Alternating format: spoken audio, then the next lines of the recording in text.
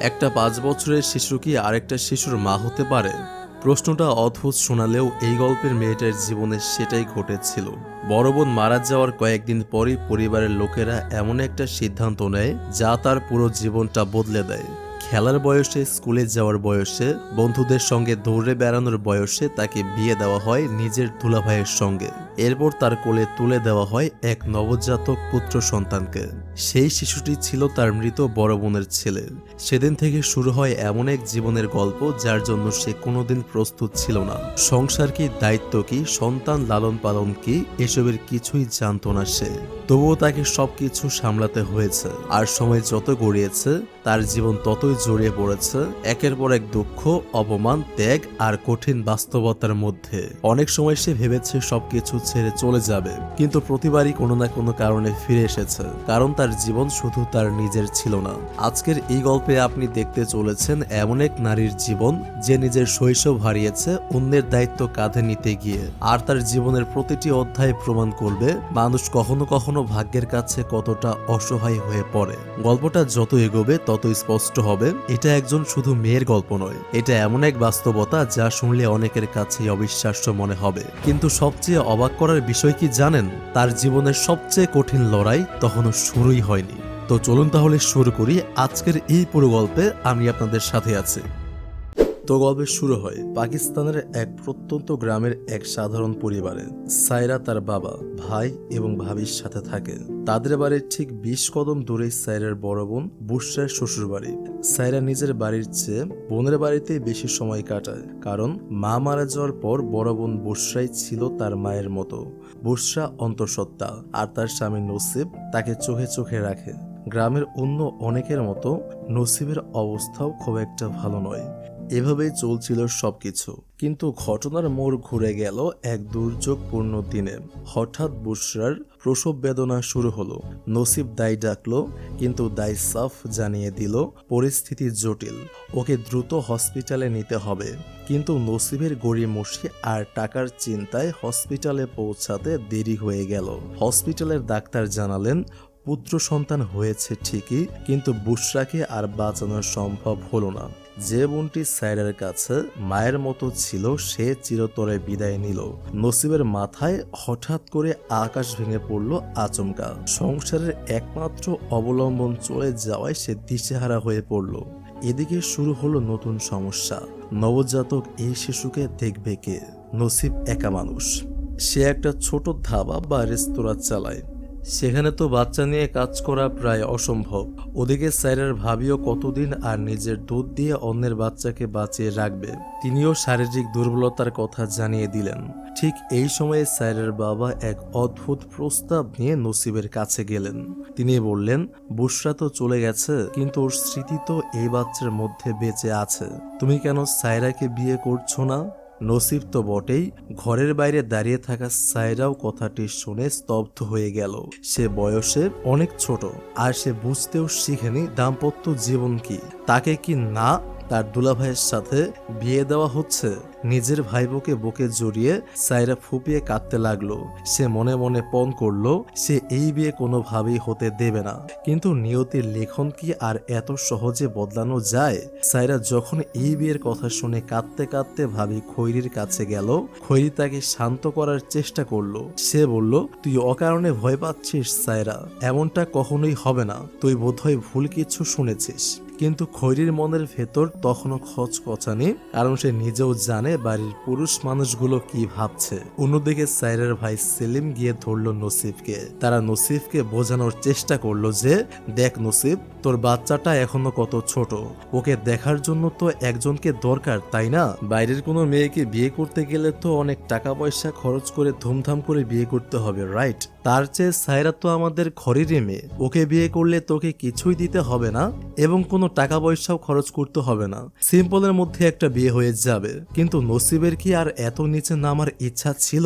সে সাফ জানিয়ে দিল সায়রাকে বিয়ে করা তার পক্ষে অসম্ভব। পরদিন সকালে খৈরি তার স্বামী সেলিমকে জিজ্ঞেস করে বলল, আমি শুনেছি আপনারা নাকি সায়রার সাথে নসিবের বিয়ে দেওয়ার কথা ভাবছেন, এটা কি সত্যি? কথাটি শুনে সেলিম তেলে বেগুনে জ্বলে উঠল।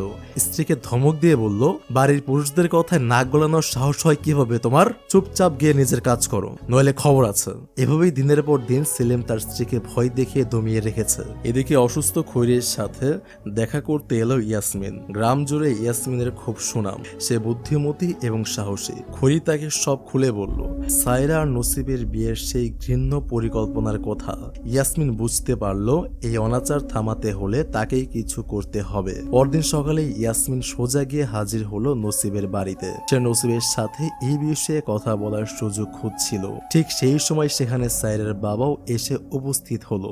ইয়াসমিন আর দেরি করল না। সায়রার বাবার দিকে তাকিয়ে সে সোজা সাপটা বলে দিল, আপনার কি একটু বিবেক নেই? সায়রা তো এখনো বাচ্চা, ওর একটা খেলার বয়স, পড়ার বয়স, ওর হাতে বই খাতা থাকার কথা, আর আপনি কি না ওর কোলে অন্যের বাচ্চা তুলে দিয়ে সংসার পাততে বলছেন?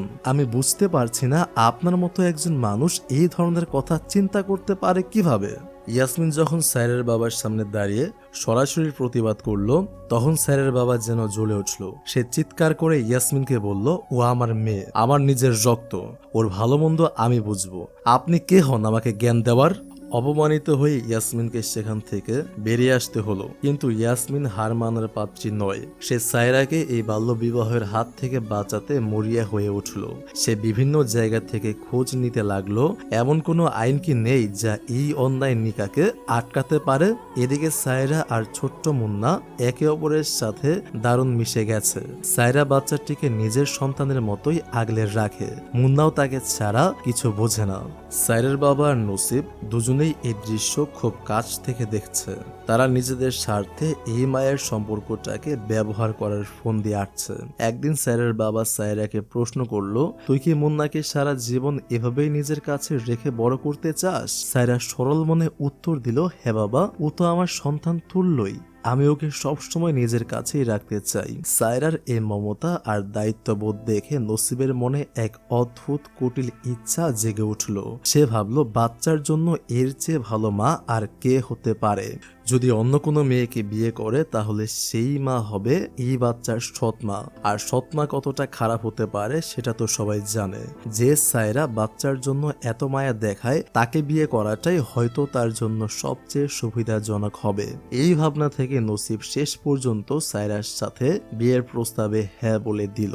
অন্যদিকে ইয়াসমিন হাল না ছেড়ে স্থানীয় মসজিদের ইমাম সাহেবের কাছে গিয়ে সাহায্য চাইল। সব শুনে মাওলানা মাথা নিচু করে বললেন, এটা তো গুনাহের কাজ, কিন্তু মেয়ে যদি নিজের মুখে বিয়ের সময় কবুল বলে ফেলে তবে শরীয়তের দৃষ্টিতে আমাদের আর কিছু করার থাকে না।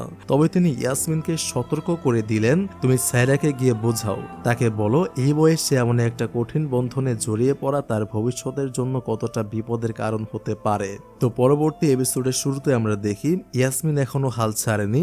সে আবারও নসিবের কাছে গিয়ে মিনতি করলো, দোহাই তোমার, এমনটা করো না, এখনো সময় আছে, তুমি যদি না বলে দাও তবেই এই মহাজুলুম থেকে মেয়েটি বাঁচবে। কিন্তু নসিব পাথর হয়ে বসে রইল। তার নীরবতা যেন সায়রার ভাগ্য নিয়ে এক নিষ্ঠুর খেলা খেলছিল। কিন্তু পরিস্থিতি আরো খারাপ হলো যখন সায়রার বড় ভাই সেলিম ঘটনাটি জানতে পারলো। সে ইয়াসমিনের ওপর চড়াও হয়ে চিৎকার করতে লাগলো, তুমি কে? আমার বোন, আমার বাপের বিষয় আর আমার বিষয়, এখানে তোমার নাক গালানোর অধিকারটা কে দিয়েছে? যাও এখান থেকে। শুধু মুখেই না, সেলিম ইয়াসমিনকে চরম অপমান করে বাড়ি থেকে বের করে দিল। গ্রামের কত অসহায় নারী, কত ইতিম শিশুর ভরসা এই ইয়াসমিন। কিন্তু আজ নিজের চোখের সামনে একটা ফুটফুটে মেয়ের জীবন নষ্ট হতে দেখে সে অসহায় বোধ করতে লাগলো। এত বড় একটা অন্যায় হতে যাচ্ছে, অথচ সে চাইলেও কিছু করতে পারছে না।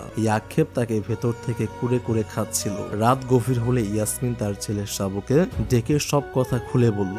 সাবু সায়রার ভালো বন্ধু। ইয়াসমিন দীর্ঘশ্বাস ফেলে বলল, সাবু, আমি আর একা সায়রার সাথে দেখা করতে পারছি না। বাড়ির লোকজন আমাকে এখন বিষের মতো দেখছে। তুই ওকে প্রতিদিন দেখিস, ওর সাথে কথা বলিস, তুই কি ওর কাছে এই বিপদের বার্তাটা পৌঁছাতে পারবে? ইয়াসমিনের কণ্ঠে তখন আর্তনাদ, কারণ সে জানতো সময় দ্রুত ফুরিয়ে আসছে। ইয়াসমিন তার ছেলে সাবুকে দায়িত্ব দিয়ে দিল, সাবু, তুই স্যারেকে গিয়ে বুঝিয়ে বল যে নিকার সময় কাজী যখন ওকে কবুল বলতে বলবে, ওর মতামতের কথা জিজ্ঞেস করবে, তখন সে যেন স্পষ্ট গলায় বলে দেয়, আমি এই বিয়ে মানি না। মেয়ে রাজি না হলে তো আর বিয়ে জোর করে পড়ানো যায় না। অবশেষে সেই বিয়ের কাঙ্ক্ষিত দিনটি এলো। বাড়িতে নিকার আয়োজন করা হয়েছে, চারিদিকে মানুষের ভিড়। কাজী এসেছেন। নিয়ম অনুযায়ী তিনি স্যারের কাছে জানতে চাইলেন যে সে এই বিয়েতে রাজি কিনা। স্যারা কাপা কাপা গলায় বলল, আমি এই বিয়ে করব না। সে সবার সামনে অটল সাহসে এই জবাবটা দিল।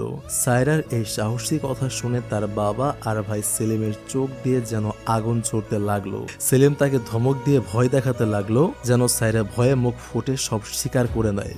কিন্তু সায়রা এবার পাথরের মতো শক্ত, সে তার সিদ্ধান্তে অটল। সে কাঁদতে কাঁদতে বারবার বলতে লাগলো, আমি এই বিয়ে করব না, কোনোভাবেই না। পরিস্থিতি বেগতিক দেখে কাজীও বাধা দিলেন। সে গম্ভীর হয়ে বললেন, আপনারা জোর করে কোনো মেয়ের ওপর এই সিদ্ধান্ত চাপিয়ে দিতে পারেন না। এটা আমাদের ধর্মের বিধানের সম্পূর্ণ পরিপন্থী। নিকাহ মানে উভয় পক্ষের, বিশেষ করে মেয়ের পূর্ণ সম্মতি। মেয়ে রাজি না হলে আমি এই বিয়ে পড়াতে পারবো না এবং ইসলাম ধর্ম অনুযায়ী এই বিয়ে হালাল হবে না। কিন্তু স্যারের বাবা যেন অন্ধ হয়ে গেছে। সে কোনো যুক্তি শুনছিল না। কাজী সাহেবের উপর চড়াও হয়ে এসে বলল, আপনি এসব কথা বাদ দিন, বিয়ের কাগজ বের করুন। আমি নিজের হাতে স্যারের আঙুলের ছাপ বা টিপসই নিয়ে দিচ্ছি। আমি দেখব কে আটকায় এই বিয়ে। কাজী সাফ জানিয়ে দিলেন, এই মহাপাপ আমি নিজের চোখে সইতে পারবো না, এটা আমি করতে দেব না। আপনারা কার কাছে নিকাহ পড়াবেন সেটা আপনাদের ব্যাপার, কিন্তু এই কাজ আমি করব না। কাজী সসম্মানে সেখান থেকে চলে গেলেন। বিয়ের আসর মুহূর্তেই ভেঙে গেল। আপাতত সাইরা বড় কোনো বিপদের হাত থেকে বাঁচলো বটে, কিন্তু তার উপর নিমেষে নেমে এলো চরম নির্যাতনের ঝড়। বিয়ে ভাঙার সমস্ত ক্ষোভ গিয়ে পড়ল সাইরার উপর। রাতের অন্ধকারে বাবা আর ভাই মিলে সায়রাকে অমানসিক মারধর করলো। ভাবি খৈরি অনেক কষ্টে তাকে রক্ষা করলো, কিন্তু শেষ রক্ষা হলো না। বাবা ও ভাই সায়রাকে একটি অন্ধকার ঘরে বন্দি করে তালা লাগিয়ে দিল। গল্পের মোড় অন্যদিকেও ঘুরলো। গ্রামে আমরা দেখতে পাই শাহানাকে, যার স্বামী তাকে প্রতিনিয়ত শারীরিক ও মানসিকভাবে নির্যাতন করছে। এর পেছনে রয়েছে এক নোংরা মতলব। ইয়াসমিনের নামে একটা ছোট ঘর আছে, যা আসলে তার বোনের। ইয়াসমিনের স্বামী এখন সেই ঘরটি দখল করতে চায়, কিন্তু ইয়াসমিন জানোয়ারের মতো তার স্বামীর অন্যায়ের কাছে মাথা নত করতে রাজি নয়। সে স্পষ্ট জানিয়ে দিয়েছে, এই ঘর আমার বোনের, এটা কোনোভাবেই তোমার হাতে তুলে দেব না। ইয়াসমিনের স্বামী শহরে থাকে, কিন্তু সে তার লোভী থাবা এই গ্রামের ইয়াসমিনের ওপর বসাতে চায়। একদিকে সায়রাকে বাঁচানোর লড়াই, অন্যদিকে নিজের সম্মান ও অধিকার রক্ষার লড়াই। ইয়াসমিন এখন চারপাশ থেকে বিপদের মুখোমুখি। ইয়াসমিনের বোনকে দেওয়া সেই ঘরটি নিয়ে তার লোভী স্বামীর অত্যাচার চরমে পৌঁছেছে। ইয়াসমিন স্পষ্ট জানিয়ে দিয়েছিল, ওটা আমার বোনের মাথা গোজার ঠাই, কোনোভাবেই কেড়ে নেওয়া যাবে না। এই কথা শুনে ইয়াসমিনের পাষণ্ড স্বামী শাহানাকে পশুর মতো মারধর শুরু করে। সেই অমানবিক নির্যাতনে শাহানার গর্ভের অনাগত সন্তানটি মারা যায়। এক গভীর শোকের ছায়া নেমে আসে গ্রামে। এদিকে বাড়িতে বন্দি সায়রা। ভাবি খৈরি গোপনে তাকে খাবার দিয়ে আসার চেষ্টা করছিল, কিন্তু সেলিম হাতে নাতে ধরে ফেলে। সেলিম চাবুক হাতে নিয়ে বলে, খৈরি, তুই কি আমার কথা শুনছিস? ওকে কোনো খাবার দিবি না। না খেয়ে যখন শরীর ভাঙবে তখন নিজে থেকেই বিয়ের পিড়িতে বসতে আসবে। খৈরি চোখের পানি মুছে বলে, তুমি কি মানুষ নাকি জানোয়ার? একটা মেয়ের জীবন ধ্বংস করে দিচ্ছ, অন্তত একটু তো দয়া করো। ততক্ষণে নসিব কাজে বেরিয়ে গেছে। ঘরে থাকা ছোট্ট মুন্না ক্ষুধায় আর যন্ত্রণায় কাঁদতে কাঁদতে অস্থির। সেই কান্না সায়রার হৃদয়ে তীরের মতো বিচ্ছিল। সায়রা দরজার ওপাশ থেকে চিৎকার করে বলে, বাবা, মুন্নার কান্না তো আর সহ্য হচ্ছে না, ওকে আমার কাছে দিন, আমি ওকে শান্ত করি। সায়রার এই আকুতি শুনে তার বাবার মাথায় এক শয়তানি বুদ্ধি খেলে গেল। সে সায়রার ঘরে ঢুকে এক নিষ্ঠুর শর্ত জুড়ে দিল। বাবা বলল, মুন্নাকে বাঁচাতে চাস তাহলে বিয়ের পিড়িতে বসতে রাজি হও। যদি খবরদার না বলিস তবে এই মুন্নাকে আমি জ্যান্ত মাটি চাপা দেব, দেখব তুই কিভাবে ওকে বাঁচাস। সায়রা আতঙ্কে শিউরে উঠে বলে, না বাবা, মুন্না তো নিষ্পাপ, ওকে মেরো না। তুমি যা বলবে আমি তাই করতে বাধ্য হব, শুধু মুন্নাকে আমার কাছ থেকে নিও না। সায়রার সেই কান্নার আওয়াজ যেন আকাশ বাতাস কাঁপিয়ে দিচ্ছিল, কিন্তু বাবার মন তখন পাথরের মতো শক্ত। অন্যদিকে ইয়াসমিন সাহসের পরিচয় দিয়েছে। সে শাহানার স্বামীর বিরুদ্ধে থানায় অভিযোগ করেছে। পুলিশ পুলিশ যখন অপরাধীকে খুঁজছিল তখন সে নসিবের চোখের সামনেই লুকিয়েছিল। নসিব জানতো শাহানার অনাগত সন্তানের মৃত্যুর জন্য এই লোকটাই দায়ী। পুলিশ নসিবকে জিজ্ঞেস করে, ওই লোকটাকে কি এখানে কোথাও দেখেছো? নসিব এক মুহূর্ত ইতস্তত করলো, তারপর আঙুল তুলে দেখিয়ে দিল সে ওই খড়ের গাদার পেছনে লুকিয়ে আছে। পুলিশ তাকে হাতকড়া পরিয়ে নিয়ে গেল। এই ঘটনা থেকে স্পষ্ট যে নসিবের চরিত্রে দ্বিমুখিতা আছে। সে যেমন অন্যায়কারীর বিরুদ্ধে দাঁড়িয়েছে, তেমনি আবার সায়রার জীবন ধ্বংস করে নিজের স্বার্থ সিদ্ধিও করতে চাইছে। কালকে তাদের নিকাহ, কাজী আবারও সায়রাকে জিজ্ঞেস করবেন সে রাজি কিনা। সায়রা কি এবার পারবে নিজের অস্তিত্ব রক্ষা করতে, নাকি মুন্নার জীবনের বিনিময়ে সে নিজেকে উৎসর্গ করতে বাধ্য হবে? তো পরবর্তী এপিসোডের শুরুতে আমরা দেখতে পাই বিয়ের আসর। কাজী সায়রার চোখের দিকে তাকিয়ে খুব গুরুত্বের সাথে জিজ্ঞাসা করলেন, সায়রা, তোমাকে কি কেউ ভয়ভীতি দেখিয়েছে বা জোর করেছে, নাকি তুমি নিজের ইচ্ছায় এই বিয়েতে রাজি? সায়রা সারা শরীরে কাঁপুনি দিয়ে উঠল। চোখের সামনে বারবার ভেসে উঠছে মুন্নার মুখ। সে জানে সে যদি না বলে তবে তার বাবা সেই নিষ্পাপ শিশুটিকে মাটি চাপা দিতে দ্বিধা করবে না। এই চরম ভয় তাকে কথা বলতে দিচ্ছিল না। সায়রা কাপা গলায় মাথা নিচু করে বলে, না, কেউ আমাকে ভয় দেখায়নি। আমি এই বিয়েতে রাজি আছি নিজের ইচ্ছায়। কাজী আর কিছু বললেন না। সায়রা শেষ পর্যন্ত কবুল বলে ফেলল। যে বয়সে তার হাতে বই খাতা থাকার কথা, যে বয়সে তার খেলাধুলা থাকার কথা, সেই বয়সে সে হয়ে গেল নসিবের স্ত্রী এবং মুন্নার মা। তার শৈশব যেন এক নিমিষেই কেড়ে নেওয়া হলো। সেদিন রাতে নসিব ঘরে ঢুকলো। সায়রা তখন ঘরের এক কোণে গুটিসুটি মেরে বসে আছে। নসিব শীতল কণ্ঠে বলে, দেখো সায়রা, তোমার বাবা আর আমার ইচ্ছায় এই বিয়ে হয়েছে। এই বিয়ের মূল কারণ আমার এই বাচ্চাটা। তুমি যদি ওকে ঠিকঠাক মতো আগলে রাখো তবে আমিও কথা দিচ্ছি এই ঘরে তোমার কোনো কিছুর অভাব হবে না এবং আমি তোমার সব খেয়াল রাখবো, তোমাকে খুশি রাখবো। নসিবের কথার কোনো উত্তর সায়রা দিল না। ঠিক সেই মুহূর্তে ইয়াসমিন সেখানে এসে হাজির হলো। তার চোখে তখন আগুনের মতো রাগ। ইয়াসমিন নসিবের দিকে তাকিয়ে বলল, অবশেষে তুমি এটা করেই ছাড়লে? একটা নিষ্পাপ মেয়ের পুরো জীবনটা তুমি ছাড়খাড় করে দিলে। নিজের বাচ্চার মায়ের দোহাই দিয়ে তুমি একটা বাচ্চার শৈশব চুরি করলে। নসিব, এটা কি তোমার মনুষ্যত্ব? তোমার কি বিবেকে একটুও বাতলো না? নসিব নিষ্পৃহ মুখে বলল, আমি কি করেছে? ওর তো কোনো পরিবর্তনই হবে না, আগের মতোই তো থাকবে। শুধু বাবার বাড়ি থেকে আমার বাড়িতে এলো, এই তো পার্থক্য। আমার ঘর ওর জন্য কারাগার তো নয়। ইয়াসমিন ব্যথিত স্বরে বলল, না, এটা কোনো পার্থক্য নয়। তুমি ওকে না বুঝে না চিনে একটা মেয়ের উপর অকাল মাতৃত্বের বোঝা চাপিয়ে দিয়েছ। এটা কি আদৌ কোনো ইনসাফ? একটা শিশুকে মা বানানোর আগে তুমি কি ভেবেছো ওর উপর দিয়ে কি যাচ্ছে? নসিফ নিজের সাফাই গিয়ে বলল, তুমি এসব কথা বলো না ইয়াসমিন। আমি কারো উপর জোর করিনি, এটা ভাগ্যের লিখন। আমি কিছুই করিনি।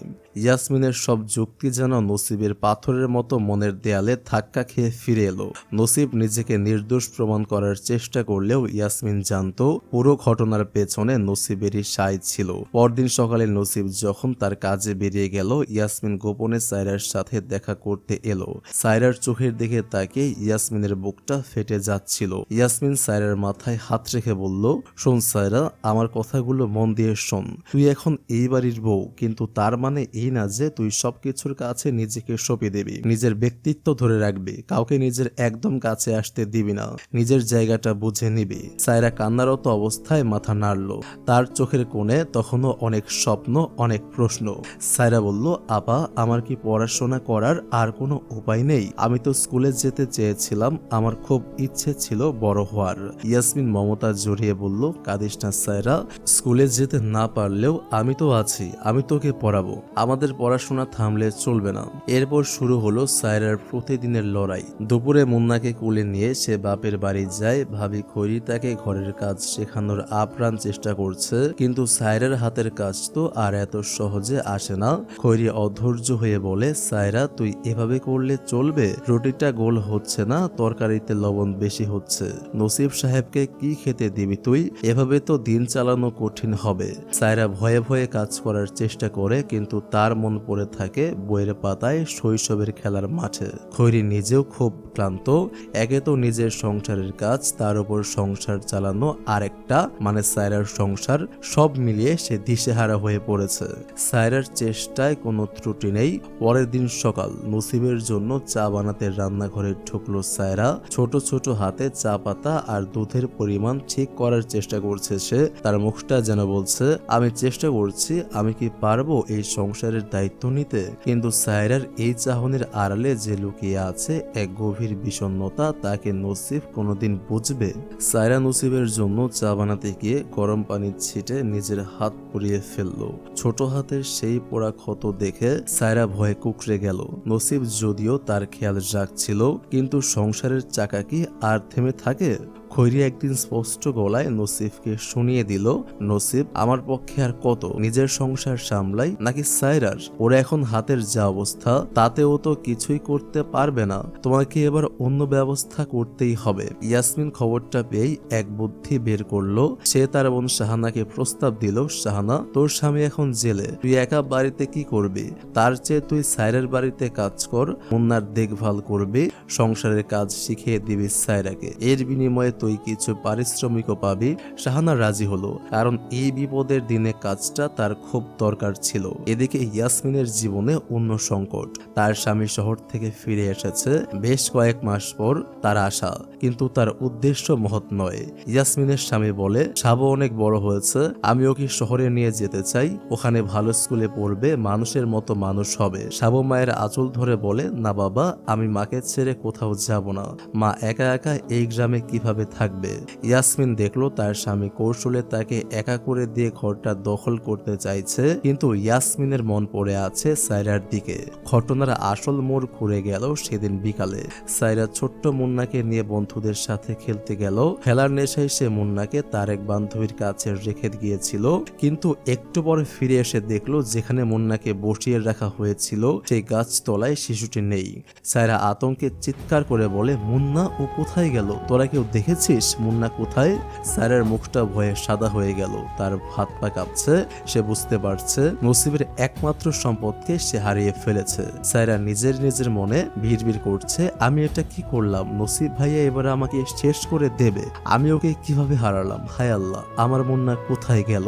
গাছতলায় মুন্নাকে না পেয়ে সায়রার পৃথিবী যেন এক মুহূর্তেই অন্ধকার হয়ে গেল। সে পাগলের মতো চারিদিকে খুঁজতে লাগলো, কিন্তু মুন্নার কোনো চিহ্নই নেই। অবশেষে দিশেহারা হয়ে সে কাঁদতে কাঁদতে নসিবের কাছে গিয়ে সব স্বীকার করলো। খবরটা শোনা মাত্রই নসিবের মাথায় রক্ত উঠে গেল। সে চিৎকার করে সায়রাকে গালি দিল এবং নিজেও পাগলের মতো মুন্নাকে খুঁজতে বের হলো। কিছুক্ষণ পর ইয়াসমিন সেখানে এসে উপস্থিত হলো, তার কোলে মুন্না। ইয়াসমিন বলল, নসিব, থামো, তোমার বাচ্চা ঠিক আছে, ও গাছতলার ওখানেই পড়েছিল, এক পথচারী ওকে পেয়ে আমার কাছে দিয়ে গেছে, আমি ওকে নিয়ে এলাম। ইয়াসমিন থামলো না। সে নসিবের জ্বলন্ত চোখে তাকিয়ে বলল, তুমি কি এখনো অন্ধ হয়ে আছো? নসিব, তুমি কি আশা করেছিলে? সায়রা নিজে একটা শিশু, সে একটা বাচ্চা, আর তুমি তার কোলে নিজের বাচ্চার দায়িত্ব দিয়ে বসে আছো। আজকের এই দুর্ঘটনার জন্য সায়রা দায়ী নয়, দায়ী তুমি, কারণ সে নিজে এখনো প্রাপ্তবয়স্ক হয়নি। তার নিজের ভালো মন্দ বোঝার বুদ্ধিটাও তার এখনো হয়নি, আর তুমি কিনা তার কাছে একটা বইয়ের আশা করো। কিন্তু তখন নসিবের রাগ মাথার উপর, বাইরে ঝুম বৃষ্টি, আর সেই দুর্যোগপূর্ণ রাতেই সে সায়রাকে ঘর থেকে বের করে দিল। নসিব গর্জন করে বলল, যাও এখান থেকে, তোমার মতো দায়িত্বহীন মেয়ে আমার এই ঘরে থাকার যোগ্য নয়। আমার বাচ্চার জীবনের দাম কি তোমার খেলার চেয়ে কম? বের হও এখান থেকে। সায়রা বৃষ্টির মধ্যে ভিজতে ভিজতে বাপের বাড়ি ফিরে এলো। তার চোখের পানি বৃষ্টির সাথে মিশে একাকার। তার ভাই আর ভাবি খৈরি তাকে দেখে চমকে উঠল। সেলিম বিরক্ত হয়ে বলল, একই সায়রা, তুই এভাবে মাঝরাতে বাড়ি ফিরলি কেন? নসিবের ঘরে এখন তোর সব, এভাবে চলে আসাটা তোর জন্য ভালো হলো না।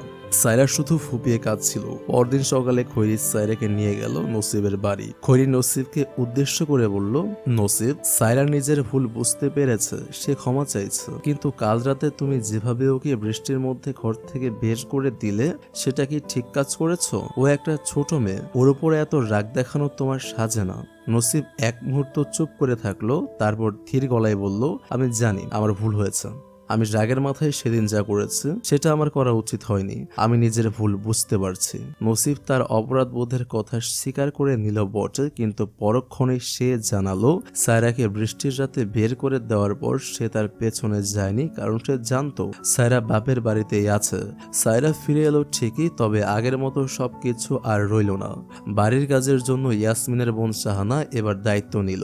পরদিন থেকে শাহানা নসিবের ঘরে আসা শুরু করলো। শাহানার হাতের জাদুতে মুহূর্তেই যেন ঘরটা অন্যরকম হয়ে উঠল। নসিব সন্ধ্যায় কাজ শেষ করে বাড়ি ফিরে অবাক হয়ে দেখলো ঘর ঝকঝক করছে আর রান্নাঘর থেকে আসছে দারুণ খাবারের ঘ্রাণ। নসিব অবাক হয়ে বলল, আজ কি কোনো বিশেষ দিন? ঘরটা এমন পরিষ্কার পরিচ্ছন্ন আর খাবারটাও এত স্বাদ হয়েছে অনেকদিন পর। সায়রা মৃদু হেসে বলল, আজ থেকে শাহানা আপা আমাদের এখানে কাজ করবেন। ইয়াসমিন আপা তাকে পাঠিয়েছেন, তিনি আমাকে সংসারের কাজগুলো শিখিয়ে দেবেন আর মুন্নার খেয়ালও রাখবেন। নসিবের মনটা খুশি হয়ে উঠল। শাহানার উপস্থিতিতে যেন সংসারের অশান্তির মেঘ কাটতে শুরু করলো। সায়রা নিজেও হাফ ছেড়ে বাঁচল। কাজের চাপ কমায় সে কিছুটা সময় নিজের জন্য পেল। একদিন সায়রা শাহানাকে বলল, শাহানা আপা, আমার স্কুলের বন্ধুরা এখনো জানে না কেন আমি আর ক্লাসে যাচ্ছি না। আমি ওদের সাথে দেখা করে বিদায়টা নিয়ে আসতে চাই। শাহানা মুচকি হেসে বলল, ঠিক আছে সায়রা, তুই যা। আমি তো মুন্নাকে সামলাতে জানি, তুই নিশ্চিন্তে ঘুরে আয়। সায়রা ছুটে গেল বন্ধুদের কাছে। সেখানে গিয়ে দেখা হলো সাবুর সাথে, কিন্তু সাবুর মুখটা খুব গম্ভীর। সাবু মন খারাপ করে বলল, সায়রা, আমি আর পারছি না। আব্বু তো জোর করে আমাকে শহরে নিয়ে যাচ্ছে। 2 দিন পর পর আমি শহর চলে যাচ্ছি, সেখানে আমার পড়াশোনা চলবে। সায়রার বুকটা ভেঙে গেল। ইয়াসমিন আপার পর এবার কি তবে সাবুর সাথেও তার বিচ্ছিন্ন হওয়ার সময়টা চলে এলো? এই ভাঙা ঘরের জীবনে সে কার কার সাথে আর দেখা পাবে? সাবুর কাছ থেকে শহরে চলে যাওয়ার কথা শুনে সায়রার মনটা বিষিয়ে উঠল। সে তো তার সবচেয়ে কাছের বন্ধুকে হারাতে চলেছে।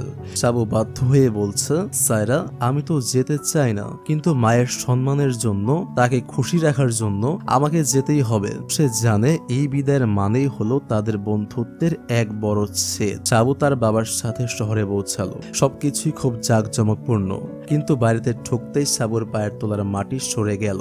সামনে দাঁড়িয়ে আছে এক ছোট্ট মেয়ে, যে তার বাবাকে দেখেই দৌড়ে এসে ডাকলো আব্বু বলে। সাবু তার বাবার দিকে ফেল ফেল করে তাকিয়ে রইল। তার বাবা বিব্রত হয়ে বলল, ভয় পাস না সাবু, ও তোর বোন হয়। কথা শেষ হওয়ার আগে ভেতর থেকে এক মহিলা বেরিয়ে এলেন। আধুনিক পোশাক পরা, আত্মবিশ্বাসী চেহারা। সাবু যখন তার পরিচয় জানতে চাইল, বাবা নিচু স্বরে বলল, তিনি তোর ছোট আম্মু। সাবু বুঝতে পারল তার বাবা ইয়াসমিনকে না জেনেই এখানে দ্বিতীয় বিয়ে করে সংসার পেতেছেন। লোকটা গ্রামে এসে ইয়াসমিনের সাথে ভালো মানুষের অভিনয় করে গেছে এতদিন। শুধু তাই নয়, জানলো যে তার সৎমা আসলে পেশায় একজন আইনজীবী। সাবুর মাথার ভেতর তখন সব তালগোল পাকিয়ে যাচ্ছে। তার মা ইয়াসমিন যে সারাদিন গ্রামের গরিব দুঃখী মানুষ আর সায়রাদের মতো অসহায় মেয়েদের নিয়ে লড়াই করে যাচ্ছে, সে কি জানে তার নিজের স্বামী তার সাথে এতটা বড় বিশ্বাসঘাতকতা করেছে? সাবু আর নিজেকে সামলাতে পারল না। সুযোগ বুঝে সে তার মাকে ফোন করে লুকিয়ে লুকিয়ে বলল সবকিছু। ফোনের ওপাশ থেকে ইয়াসমিনের কণ্ঠ শোনা মাত্রই সাবুর কান্নার বাঁধ ভেঙে গেল। সে বলল, মা, তুমি কি জানো বাবা শহরে কি করছে? সেখানে অন্য একটা মেয়েকে বিয়ে করেছে। আমাদের সাথে সে এতদিন প্রতারণা করেছে। মুহূর্তের মধ্যে ইয়াসমিনের পৃথিবী যেন স্তব্ধ হয়ে গেল। যে মানুষটার জন্য সে নিজের পৃথিবী, নিজের ঘর সংসার টিকিয়ে রাখার লড়াই করছে, সে নিজেই কিনা এত বড় মিথ্যার ওপর দাঁড়িয়ে আছে। সাবুর কাছ থেকে বাবার দ্বিতীয় বিয়ের কথা শুনে ইয়াসমিনের মাথার উপর যেন আকাশ ভেঙে পড়ল। কিন্তু সে অসীম ধৈর্যশীল নারী, সন্তানের সামনে নিজের দুর্বলতা প্রকাশ হতে দিল না। সে নিজেকে সামলে নিয়ে খুব শান্ত গলায় বলল, সাবু, তুই এসব নিয়ে চিন্তা করিস না, তুই ওখানেই থাক, সবার সাথে মিলেমিশে চল। ফোনের অপর প্রান্তে থাকা সাবুর সৎ মা সব শুনে ফেললো। সে রাগে অগ্নিশর্মা হয়ে তার স্বামীর মুখোমুখি হলো। সে বলে, আপনি আমাকে বলেছিলেন ইয়াসমিন সব জানে, অথচ সে তো কিছুই জানে না, উল্টো আমার সাথে ভদ্রতা দেখাচ্ছে। আপনি কেন আমাকে মিথ্যা বলেছিলেন? শুরু হলো তাদের মধ্যে দাম্পত্য কলহ। এদিকে গ্রামের দিকে নসিবের ঘরে বইছে অন্য হাওয়া। শাহানা এখন আর শুধু কাজের লোক নয়, সে নসিবের সংসারের অবিচ্ছেদ্য অংশ হয়ে উঠেছে। শাহানা তার সব দুঃখ সুখ নসিবের সাথে ভাগ করে নেয়। নসিবও তার একাকিত্ব ভোলানোর সঙ্গী হিসেবে শাহানাকে কাছে পেতে শুরু করেছে। একদিন নসিব ও শাহানা বাচ্চাদের নিয়ে বাজারে গেল। গেল কেনাকাটা করতে। নসিব ও শাহানা যখন বাজারের ভিড়ে কেনাকাটায় ব্যস্ত, তখন গাড়ির ভেতর মুন্না আর শাহানার মেয়ে কান্নাকাটি শুরু করে দিল। তারা দুজনে গাড়ি থেকে বেরিয়ে এলো মা বাবাকে খুঁজতে। ছোট বাচ্চারা ভিড়ের মধ্যে হারিয়ে গেল। ভাগ্যক্রমে এক পুলিশ সদস্য তাদের একা ঘুরতে দেখে উদ্ধার করে থানায় নিয়ে গেল। থানায় গিয়ে ঘটল অবাক করা এক কাণ্ড। শাহানার মেয়ে যখন দেখলো পুলিশ লকাবে তার বাবা শাহানার স্বামী, যে আগে থেকেই অপরাধের দায়ে বন্দী ছিল, সে বসে আছে, সে দৌড়ে তার কাছে গেল। শাহানার স্বামী অবাক হয়ে বলল, তুই এখানে? তুই একা এখানে কি করছিস? মেয়ের মুখ থেকে সব শুনে তার বাবা অবাক। সে বুঝতে পারল ইয়াসমিনের সাথে জড়িত নসিব আর শাহানা এখন একই সাথে চলাফেরা করছে। এই ঘটনা যেন নতুন কোনো বিপদের ঘন্টা বাজালো। থানা থেকে খবর পাওয়ার পর নসিব আর শাহানা বাচ্চাদের নিয়ে আসার জন্য ব্যস্ত হয়ে পড়ল। তবে তাদের জন্য অপেক্ষা করছিল এক বড় চমক। থানার দারোগা জানিয়ে দিল যে শাহানার স্বামী আব্দুল, যাকে নির্যাতনের দায়ে গ্রেফতার করা হয়েছিল, সে জামিন পেয়ে গেছে। তাকে আর আটকে রাখা যাচ্ছে না, সে এখন মুক্ত। অন্যদিকে ইয়াসমিনের জীবনেও ঝড় বইছে। তার স্বামী শহর থেকে গ্রামে এসেছে, কিন্তু তার মধ্যে কোনো অপরাধবোধ বা অনুশোচনা নেই। সে দম্ভ করে বলল, হ্যাঁ বিয়ে করেছি, তাতে কি হয়েছে? আমি তো আর তোকে ছেড়ে দিচ্ছি না। ইয়াসমিন বুঝতে পারলো এই মানুষটির সাথে তর্কে জেতা অসম্ভব। সে শান্তভাবে বলল, আমি আর কিছুই চাই না, শুধু সাবুর ভালোটা দেখো, ওর দায়িত্ব ঠিকঠাক পালন করো, এতেই আমি খুশি। এদিকে গ্রামের বাড়িতে ঘটল এক বিস্ফোরণ। মুক্ত হয়ে আব্দুল সোজা গিয়ে হাজির হলো নসিবের বাড়িতে। সেখানে শাহানাকে দেখে তার বুঝতে বাকি রইল না যে নসিব আর শাহানার মধ্যে কি সম্পর্ক গড়ে উঠেছে। কোনো কথা না বলে, কোনো বিচার না চেয়ে আব্দুল সবার সামনে শাহানাকে তালাক দিয়ে বেরিয়ে গেল। এই আকম্ভিক তালাকে শাহানা ভেঙে পড়ল। সে অভিমানে নসিবের বাড়িতে যাওয়া বন্ধ করে দিল। কিন্তু মুন্না তো তাকে ছাড়া কিছুই বোঝে না। শাহানা না আসে মুন্না দিনরাত কাঁদছে। নসিব আর সায়রা কোনোভাবেই তাকে শান্ত করতে পারছে না। সায়রা কাঁদতে কাঁদতে বলে, নসিব ভাইয়া, মুন্না তো আর থামছে না, ও তো শাহানা আপার জন্য পাগলের মতো কাঁদছে, কোনোভাবেই ওকে চুপ করানো যাচ্ছে না। নসিব হতাশ হয়ে বলে, ঠিক আছে, চলো আমরাই মুন্নাকে নিয়ে শাহানার কাছে যাই। ওকে ছাড়া বাচ্চাটা এভাবে কষ্ট পাক তা আমি হতে দিতে পারি না। নসিব আর সায়রা যখন শাহানার ঘরে পৌঁছালো, তখন শাহানার চোখের দৃষ্টিতে এক অদ্ভুত শূন্যতা। শাহানা কঠিন স্বরে বলল, তোমরা কেন এসেছো? আমি আর তোমাদের বাড়িতে কাজ করতে যাব না। আমার নিজের সম্মান বলে একটা কথা আছে। গ্রামের মানুষ এখন আমাকে নিয়ে কি বলছে তা কি তোমাদের জানা আছে? নসিব মিনতি করে বলল, শাহানা, তুমি না থাকলে মুন্না বাঁচবে না। আমাদের উপর রাগ করো, ঠিক আছে, কিন্তু এই বাচ্চার কি দোষ? ওর মুখের দিকে যে অন্তত এইটুকু তো করো। শাহানা নসিবের প্রস্তাবে রাজি হলো ঠিকই, কিন্তু শর্ত জুড়ে দিল। সে বলল, আমি তোমাদের বাড়ি আর কাজ করতে যাব না, তবে তোমরা মুন্নাকে দিনের বেলা এখানে রেখে যেতে পারো। আমি ওকে পরম যত্নে আগলে রাখবো। সন্ধ্যা হলে তোমরা ওকে নিয়ে যাবে। নসিব উপায় না দেখে সায়রাকে নিয়ে যাওয়ার সিদ্ধান্ত নিল। প্রতিদিন সায়রা আর মুন্না শাহানার ঘরেই সময় কাটাতে লাগলো। অন্যদিকে শহর থেকে সাবু হুট করে গ্রামে চলে এলো। ইয়াসমিন ছেলেকে দেখে অবাক ও রাগান্বিত। ইয়াসমিন বলল, তুই কেন ফিরে এলি? তোর পড়াশোনার কি হবে? তোকে এখনই যেতে হবে। ইয়াসমিন সাবুর শহরে গিয়ে হাজির হলো। নিজের লাইফ পার্টনারের অগোচরে যে সংসার সে গড়েছে তার নিজ চোখে দেখার সাহস ইয়াসমিনের ছিল না, কিন্তু আজ তাকে তা দেখতেই হলো। নিজের স্বামীর দ্বিতীয় স্ত্রীকে সামনাসামনি দেখে ইয়াসমিনের বুকটা ফেটে যাচ্ছিল, কিন্তু সে নিজেকে পাথরের মতো শক্ত রাখলো। ইয়াসমিন শান্ত গলায় কিন্তু চোখে পানি নিয়ে বলল, আমি জানি না তুমি কে, তবে সাবুর আব্বু যে তোমাকে ভালোবাসে সেটা আমি জানি, এবং তোমাদের সাথে থাকেন সেটাও জানি। আমি শুধু এইটুকুই বলবো, আমার ছেলে সাবুর একটু খেয়াল রেখো, ওর মায়ের অভাব যেন সে না বুঝে। এর চেয়ে বেশি কিছু চাওয়ার নেই আমার। কথাগুলো বলেই ইয়াসমিন আর এক মুহূর্ত দেরি করলো না। সে দ্রুত সেখান থেকে চলে গেল। নিজের পরাজয় যেন নিজেই সে আজ তৈরি করলো। এদিকে সন্ধ্যায় নসিব যখন নিজের বাড়িতে ফিরল, পুরো ঘরটা তার কাছে শ্মশানের মতো নীরব মনে হতে লাগলো।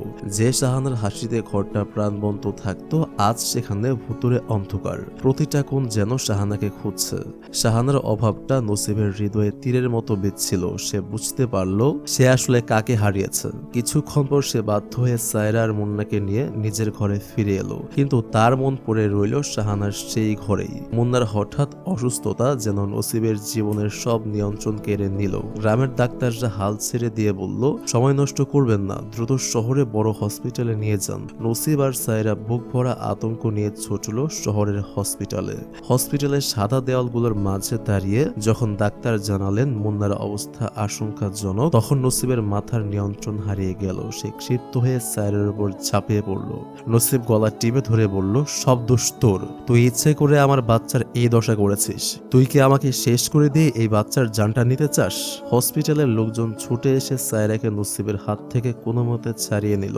নসিবের এই অমানসিক আচরণের জন্য পুলিশ তাকে আটক করে লকআপে ঢুকিয়ে দিল। অন্যদিকে সায়রার সেবা আর পরম যত্নে মুন্না ধীরে ধীরে সুস্থ হয়ে উঠল। সায়রার বাবা গ্রাম থেকে এসে সায়রা ও মুন্নাকে গ্রামের বাড়িতে নিয়ে গেল। পরবর্তীতে নসিব জামিন পেয়ে গ্রামে ফিরে এলো। গ্রামের মুরব্বী ও ইয়াসমিন নসিবকে কাঠগড়ায় দাঁড় করালো। ইয়াসমিন গম্ভীর স্বরে বলল, নসিব, আজ তোর চোখের সামনে সব পরিষ্কার। একটা নিষ্পাপ কিশোরীকে বিয়ে করে তুই কি সংসার করতে পেরেছিস? না তুই পেরেছিস সুখী হতে, না পেরেছিস সায়রাকে শান্তি দিতে। এই অকাল বিয়েটা তোর জীবনের সবচেয়ে বড় ভুল ছিল। বাড়ি ফিরে নসিব দেখলো সায়রা আজও নিঃশব্দে মুন্নার খেয়াল রাখছে। তার মনে এতটুকু ক্ষোভ নেই। নসিবের ভেতরটা অপরাধ বোধে দংশাতে লাগলো। সে বুঝতে পারলো শাহানাকে ছাড়া এই সংসারটা অসম্পূর্ণ। সে সায়রার দিকে তাকিয়ে খুব নরম সুরে জিজ্ঞেস করলো, সায়রা, আমাদের সংসারের হাল কি ভালো হচ্ছে? তুই বলতো, যদি আমরা শাহানা আপাকে চিরকালের জন্য আমাদের বাড়িতে নিয়ে আসি তাহলে কেমন হয়? তুই কি তাকে মেনে নিবি? সায়রার মুখটা খুশিতে উজ্জ্বল হয়ে উঠল। সে তো মনে মনে শাহানা আপাকে মায়ের মতো চেয়েছিল। সায়রা উচ্ছ্বসিত হয়ে বলল, ভাইয়া, আপনি সত্যি বলছেন? শাহানা আপা যদি এখানে চলে আসেন তবে আমার আর কোনো কষ্ট থাকবে না। মুন্না ওর আদর পাবে আর আমি নিশ্চিত খুশি হব। তো এখন প্রশ্ন হচ্ছে, নসিব কি পারবে শাহানাকে ফিরিয়ে আনতে? আর সায়রা কি অবশেষে তার কিশোরী জীবনের সেই হারানোর শোকটা খুঁজে পাবে? পরবর্তী এপিসোডের শুরুতে আমরা দেখি সায়রা এবং মুন্নার আনন্দ দেখে নসিবের মনে সাহস দানা বাঁধলো। সে ইয়াসমিনের কাছে গিয়ে সব মনের কথা খুলে বলল যে, আমি শাহানাকে বিয়ে করতে চাই। ও চলে এলে আমাদের সবার জীবনটা নতুন করে শুরু হবে। ইয়াসমিন নসিবের সব কথা ধৈর্য ধরে শুনল। সে খুব শান্ত কিন্তু দৃঢ় গলায় বলল, ঠিক আছে নসিব, শাহানাকে বিয়ে করা তোর অধিকার, কিন্তু সেটা করতে হলে তোকে আগে সায়রাকে মুক্তি দিতে হবে। সায়রাকে তালাক দিয়ে দে। নসিব আতকে উঠল। সে বলল, না, তা কি করে হয়? আমি আয় উপার্জন তো মন্দ করি না। আমি দুজনকে নিয়েই সুখের সংসার করতে পারবো। সায়রাকে তালাক দিয়ে আমি ওকে বাড়ি ছাড়া করতে পারি না। আমি ওর বাবার কাছে কথা দিয়েছি। ইয়াসমিন এবার নসিবের চোখ দুটোর দিকে তাকিয়ে তীরের মতো বিধে যাওয়া কিছু কথা বলল। ইয়াসমিন বলল, তুই নিজের সুখের কথা ভাবছিস, কিন্তু সায়রার কথা কি একবারও ভেবেছিস? সায়রা তোর কাছে একটা বড় দায়িত্ব, যা সে না বুঝে মেনে নিয়েছে। তুই যদি ওকে তালাক দিয়ে মুক্ত করে দিস তবে মেয়েটা এই বন্দি দশা থেকে মুক্ত পাবে। সে নতুন করে পড়াশোনা করার সুযোগ পাবে, নিজের পায়ে দাঁড়ানোর সুযোগটা পাবে। তুই কি পারবি না একটা মেয়ের জীবনকে অর্থবহ করতে? ইয়াসমিনের এই কথাগুলো নসিবকে একদম স্তব্ধ করে দিল। সে আগে ভাবতো তালাক দেওয়া মানেই বুঝি সায়রাকে অসম্মান করা, কিন্তু ইয়াসমিন আজ অন্য এক কোণ থেকে তাকে দেখালো যে কখনো কখনো মুক্তি দেওয়াটাই সবচেয়ে বড় সম্মান। নসিব মাথা নিচু করে বলল, আপনি ঠিকই বলেছেন ইয়াসমিন আপা। আমার জেদ আর ভুল সিদ্ধান্তের জন্য সায়রা তার শৈশব হারিয়েছে। আজ সে আমার চোখের সামনে দাঁড়িয়ে আছে, কিন্তু আমি কি সত্যি ওকে জীবনটা দিতে পেরেছি? ঠিক আছে, আমি সবকিছু ভেবে দেখছি। আমি আজ রাতের মধ্যে একটা সিদ্ধান্ত নেব। নসিব বাড়ি ফিরলো। সায়রা তখন মুন্নাকে নিয়ে বারান্দায় বসে আছে। তাকে দেখে নসিবের মনে হলো আজও সে যেন একটি শিশু যে ভুল করে এক বিশাল গোলক ধাঁধায় হারিয়ে গেছে। নসিবের হাত কাঁপছে। সে কি পারবে সেই কঠিন সিদ্ধান্ত নিতে যা সায়রাকে মুক্তি দেবে? নসিবের সিদ্ধান্ত জানার পর গ্রামের শোরগোল পড়ে গেল। সায়রার বাবা আর ভাই ক্ষিপ্ত হয়ে ইয়াসমিনের বাড়ি চড়াও হলো। তাদের অভিযোগ, ইয়াসমিন গ্রামের মেয়েদের মাথায় বুদ্ধি দিয়ে তাদের সংসার ভাঙছে। নসিব সেখানে উপস্থিত হয়ে পরিস্থিতি সামাল দেওয়ার চেষ্টা করলো। শেষ পর্যন্ত এক আপোষ মীমাংসা হলো। নসিব শাহানাকে বিয়ে করবে, কিন্তু সায়রাকে তালাক দেওয়া হবে না। সবাই ভাবলো এতেই সমস্যার সমাধান, কিন্তু ভাগ্যের লিখন ছিল অন্য রকম। বিয়ের পর শাহানার রূপ বদলে গেল। সে সায়রাকে আগে এক সময় বোনের মতো দেখতো, বিয়ের পর সেই সায়রা তার কাছে স্রেফ একজন বাদী বা ঘরোয়া চাকরানিতে পরিণত হলো। শাহানা সায়রার দিকে কাপড় ছুঁড়ে দিয়ে বলল, শোন সায়রা, দিনভর বাড়িতে বসে বসে আলসেমি করিস না। এই কাপড়গুলো ধুয়ে দে, ঘরটা মুছে ফেল, আর নসিবের দুপুরের খাবারটা তৈরি রাখ। মনে রাখবি, এই বাড়িতে তুই নসিবের বউ না, তুই একজন কাজের মেয়ের মতো কাজ করবি। সায়রা সব মুখ বুঝে সহ্য করে যায়। শাহানা তাকে তার পুরনো জামা কাপড় পরতে দেয় যেন নসিবের নজর সায়রার দিকে কখনো না পড়ে। সায়রা এখন অনেক বড় হয়েছে, তার রূপ ও লাবণ্য ফুটে উঠেছে, যা শাহানার ঈর্ষার মূল কারণ। দিন চলে যায়, মাস পেরিয়ে বছর আসে। সায়রার জীবন কাটে রান্নাঘর আর ঝাড়ু মোছার ব্যস্ততায়, আর শাহানা রানের মতো দিন কাটায়। কিছুদিন পর সাবু গ্রামে ফিরল। অনেকদিন পর সায়রাকে দেখে সে চমকে উঠল।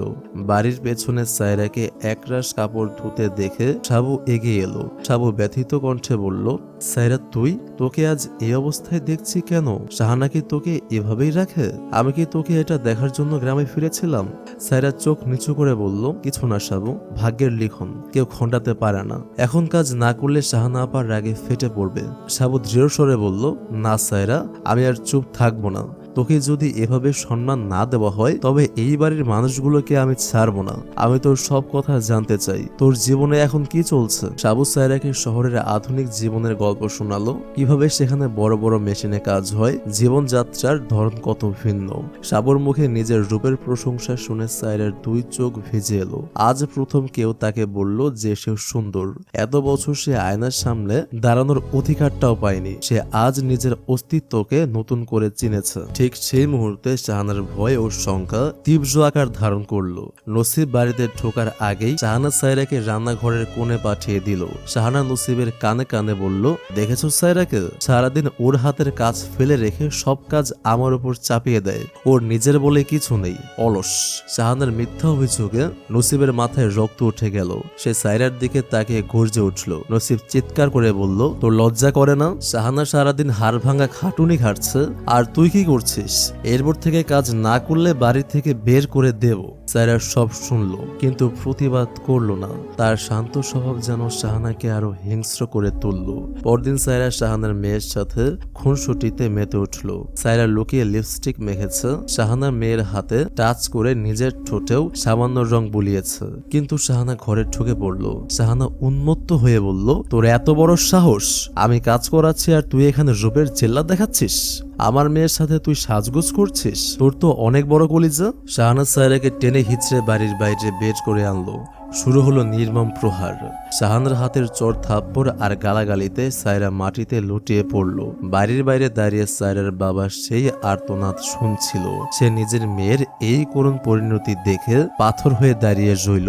তারই ভুল সিদ্ধান্তের বলি আজ তার নিজের সন্তান। আনা যখন সায়রাকে মেরে ক্লান্ত হয়ে থেমে গেল, সায়রার বাবা ভেতরে ঢুকলো। দীর্ঘ কয়েক বছরের ব্যবধানে আজ প্রথম সে নিজের মেয়ের মুখোমুখি হয়েছে। সায়রা তখনও ব্যথায় কুঁকড়ে আছে, কিন্তু বাবার সামনে সে বুক ফুলিয়ে দাঁড়ালো। বাবা বলল, সায়রা তোর কি খুব লেগেছে? ওরা কি তোর ওপর খুব জুলুম করছে?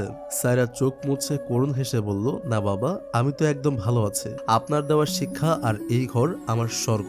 আপনি আমার সাথে একটু ভুল করেননি। আপনি তো সবসময় ঠিকই করেছেন। সায়রার এই বিদ্রুপ মাখা কথাগুলো যেন তীরের মতো বাবার হৃদয় বিঁধল। সে বুঝতে পারল তার মেয়ে আর সেই ছোট সায়রা নেই। তার ভেতর জমে আছে এক গভীর অভিমান ও ঘৃণা। বাবা আর দেরি করলো না, সরাসরি নসিবের কাছে গিয়ে দাঁড়ালো। সে সোজা গলায় বলল, নসিব, সায়রা এখন অনেক বড় হয়েছে। আজ পর্যন্ত ওর জন্য তোমার কাছে কিছুই চাইনি, কিন্তু এখন আমি চাই। সায়রার নামে তোমার কিছু জমি লিখে দাও। আমি চাই না শাহানার দাপটে আমার মেয়ে পথে বসুক। নসিব আসলে সায়রার বাবার দাপটকে ভয় পায়। শাহানা যতই আপত্তি করুক, নসিব পরদিন সায়রাকে নিয়ে শহরে গিয়ে রেজিস্ট্রি অফিসে হাজির হলো। সায়রা তখনও কিছু বুঝে ওঠেনি। বাড়ি ফেরার পর সায়রার বাবা এসে সায়রাকে জড়িয়ে ধরে বলল, আজ তোর খুশির দিন মা, তোকে আজ অনেক মোবারকবাদ। সায়রা অবাক হয়ে জিজ্ঞেস করলো, কিসের মোবারকবাদ বাবা? আমি তো কিছুই বুঝছি না। নসিব এগিয়ে এসে বলল, আজ থেকে তুই এক খণ্ড জমির মালকিন সায়রা। সেই জমি আমি তোর নামে করে দিয়েছি। কিন্তু সায়রার চোখে কোনো আলো নেই। তার কাছে এই জমিও যা আর এই বন্দি দশা সবই সমান। তার স্বপ্নগুলো তো আগেই শাহানার পায়ের নিচে পিষ্ট হয়েছে। যে ভালোবাসা আর সম্মান সে চেয়েছিল তা কি এক টুকরো মাটি দিয়ে পূরণ করা সম্ভব? সায়রার নামে জমি লিখে দেওয়ার খবরটি শাহানার জন্য ছিল বজ্রপাতের মতো। তার অহংকারে আঘাত লাগলো। তার চোখের সামনে নসিব সায়রাকে এত সম্পদ দিল যা সে মানতে পারছে না। পরদিন সকালে শাহানা নসিবের ওপর চড়াও হলো। সায়রার নামে জমি করেছো, তাহলে এই ঘরটাও আমার নামে লিখে দিতে হবে, না হলে আমার কি হবে? নসিব শাহানার অতি লোভে বিরক্ত হয়ে উঠল। বাইরে তখন ওত পেতে ছিল শাহানার প্রাক্তন স্বামী আব্দুল। নসিব ঘর থেকে বের হওয়া মাত্রই সে ভেতরে ঢুকলো। আব্দুল শাহানাকে প্ররোচিত করতে লাগলো, নসিবের উপর ভরসা করিস না, সব সম্পত্তি ও সায়রা আর সাবুর নামে লিখে দেবে। এখন সুযোগ থাকতে সব নিজের নামে লিখে নে, নইলে তোর আর তোর মেয়ের ভবিষ্যৎ কি? শাহানা ভয় পেল আব্দুলের এই বিষাক্ত পরামর্শগুলো তার মাথায় ঢুকতে শুরু করলো। এর মধ্যে সায়রার জীবনে সাবুর উপস্থিতি একটা নতুন আশার আলো হয়ে দেখা দিয়েছে। সাবু সায়রাকে বারবার বোঝাচ্ছে, সায়রা এই নরক থেকে বের হয়ে আয়, তোর পুরো জীবন পড়ে আছে, আমি তোকে সাহায্য করব। সায়রা দীর্ঘশ্বাস ফেলে বলল, সাবু আমি এখন কারোর স্ত্রী, আমার তো নিজস্ব কোনো সত্তাই অবশিষ্ট নেই। ঘটনা আরো জটিল হলো যেদিন সায়রা বাপের বাড়ি গিয়েছিল। সুযোগ বুঝে আব্দুল আবার শাহানার সাথে দেখা করতে এলো, কিন্তু বাড়ি ফেরার পথে সায়রার বাবা তাকে দেখে ফেললো। সায়রার বাবা ক্রুদ্ধ কণ্ঠে বলল, তুই এখানে? শাহানার সাথে তোর কি কাজ? আব্দুল ভয় পেয়ে গেল। সে ধরা পড়ার ভয়ে সায়রার বাবাকে সজোরে ধাক্কা দিল। সায়রার বাবা ভারসাম্য হারিয়ে একটি ধারালো লোহার রডের উপর গিয়ে পড়ল। মুহূর্তের মধ্যে সব শেষ। হ্যাঁ, সায়রার বাবা ঘটনাস্থলেই মৃত্যুর কোলে ঢলে পড়ল। পুরো ঘটনাটি দূরে দাঁড়িয়ে থাকা এক কিশোর দেখছিল।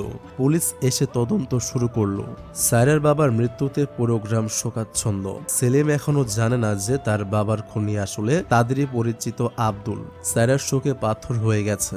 এই সুযোগে নসিব তার প্রতি কিছুটা সহানুভূতি দেখালেও তার ভেতরে শয়তান জেগে উঠেছে। রাতের অন্ধকারে নসিব সায়রার উপর জোর খাটায়, যা সায়রাকে এক গভীর ট্রমার দিকে ঠেলে দেয়। এদিকে শাহানা বাড়ি থেকে বের হয়ে ইয়াসমিনের কাছে আশ্রয় নিয়েছিল। ইয়াসমিনের মধ্যবস্থায় নসিব তাকে আবার ঘরে ফেরালো ঠিকই, কিন্তু তাদের সম্পর্কের মধ্যে এখন কেবল তিক্ততা। এদিকে সাবু সায়রাকে এই নরক থেকে উদ্ধারের পরিকল্পনা করে চলেছে। নসিব এখন সায়রার প্রতি আসক্ত হয়ে পড়েছে ঠিকই, যা শাহানাকে হিংসায় অন্ধ করে তুলেছে। একদিন সায়রা নসিবকে শহরের বার্গার খাওয়ার ওসিলায় রাজি করিয়ে শহরে নিয়ে এলো। সায়রার আসল উদ্দেশ্য ছিল সাবুর সাথে দেখা করা। শহরে পৌঁছানোর আগে সায়রার পেটে প্রচন্ড ব্যথা শুরু হয়, কিন্তু সে সেটা চেপে রাখে। ঠিক করা জায়গায় সাবু অপেক্ষা করছিল। নসিবকে হোটেলের লবিতে বসিয়ে রেখে সায়রা ওয়াশরুমে যাওয়ার নাম করে সাবুর সাথে দেখা করতে যায়। সায়রা কাপা গলায় বলে, সাবু আমার আর ভালো লাগছে না, নসিব ভাই এখন আমাকে যেভাবে দেখছে তাতে আমার দম বন্ধ হয়ে আসছে। তার উপর শাহানা আপার নির্যাতন আর বাবার মৃত্যু, আমি শেষ হয়ে যাচ্ছে। সাবু আবেগের সাথে বলে, সায়রা তুই আমার সাথে চল, আমি তোকে এই গ্রাম এই মানুষগুলোর কাছ থেকে অনেক দূরে নিয়ে যাব। তুই যদি রাজি থাকিস আজই আমি তোকে এখান থেকে উদ্ধার করব। সায়রা বলে, কিন্তু মুন্না, আমার মুন্নাকে ফেলে আমি কিভাবে যাব, ওর কি হবে? ঠিক সেই মুহূর্তে সায়রার পেটের ব্যথা অসহ্য হয়ে উঠল। সে বুঝতে পারছে শরীরের ভেতর কোন এক বড় বিপর্যয় ঘটছে। এদিকে হোটেলের লবিতে নসিবের সন্দেহ বাড়ছে। সে বারবার ঘড়ির দিকে তাকাচ্ছে, সায়রা কেন ফিরতে এত দেরি করছে। অন্যদিকে নসিবের বাড়িতে শাহানা ও আব্দুলের গোপন যোগাযোগও নসিবের কান পর্যন্ত পৌঁছে যাচ্ছে। নসিব যে কোনো সময় বড় কোনো সিদ্ধান্ত নিতে পারে। সাবুর সাথে শেষ দেখা করার মুহূর্তে সায়রা স্থির করেছিল আজকের বর্ষে এই অতীতকে পেছনে ফেলে এগিয়ে যাবে। নসিব ও সায়রার অনুরোধে সাবুকে তাদের সাথে খাওয়ার অনুমতি দিল, কারণ সে জানতো না সাবুর মনে কি পরিকল্পনা কাজ করছে।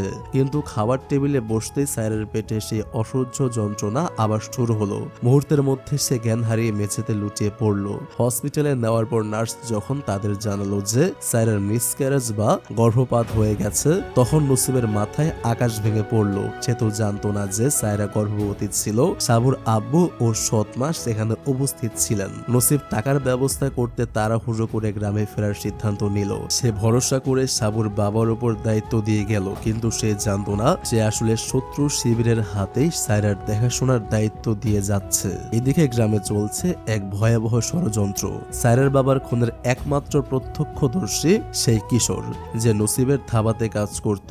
তার মনে অপরাধ বোধের পাহাড় জমছিল। সে সহ্য করতে না পেরে এক ব্যক্তিকে সব সত্য খুলে বলল যে আমি নিজের চোখে দেখেছি আব্দুল কিভাবে সায়রার রাব্বুকে খুন করেছে।